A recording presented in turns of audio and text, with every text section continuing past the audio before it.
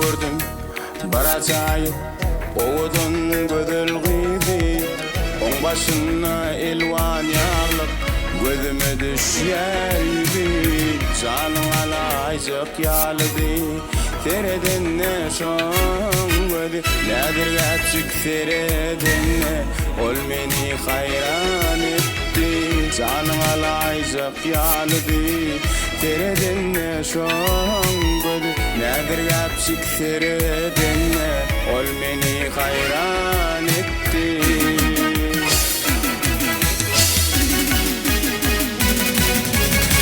Toya gelen ıyıdlar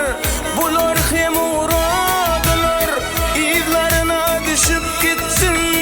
öylerine darladılar beş bolup var yardı olur dördüsü kargadılar tettirce bar yan gödül gıyt ol beni hayran etti beş bolup var yardı olur dördüsü kargadılar tettirce bar yan gödül gıyt ol beni hayran etti.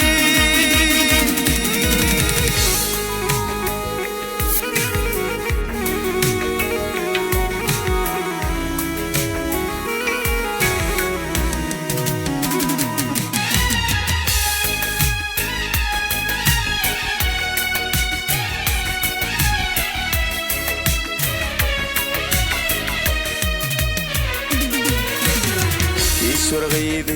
söylemedim ben şonu söyüşüm yali günne görmedim solgıydı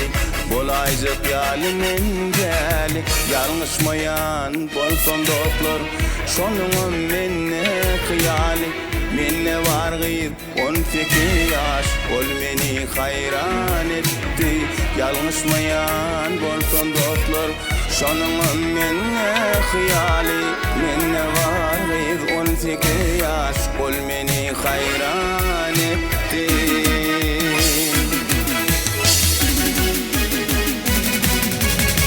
Ençe düştüm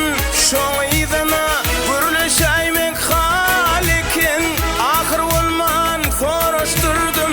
ona diyeceğim malikin aydın dostlar ne deyin men tüyün gıydım lalikin sessizce bar yan gödül gıyt ol beni hayran etti aydın dostlar ne deyin men tüyün gıydım lalikin sessizce bar yan gödül gıyt ol beni hayran etti.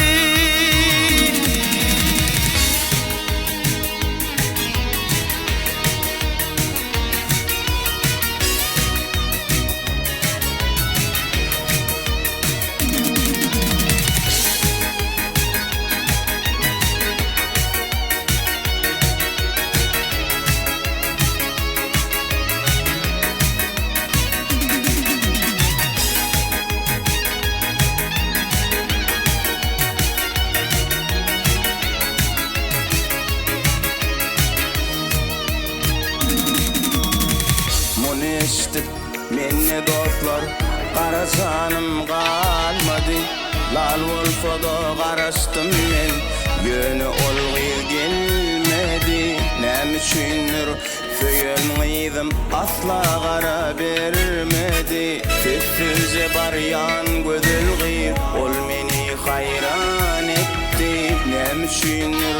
söyün gıydım asla kara vermedi sessizce bar yan gödül gıyt ol beni hayran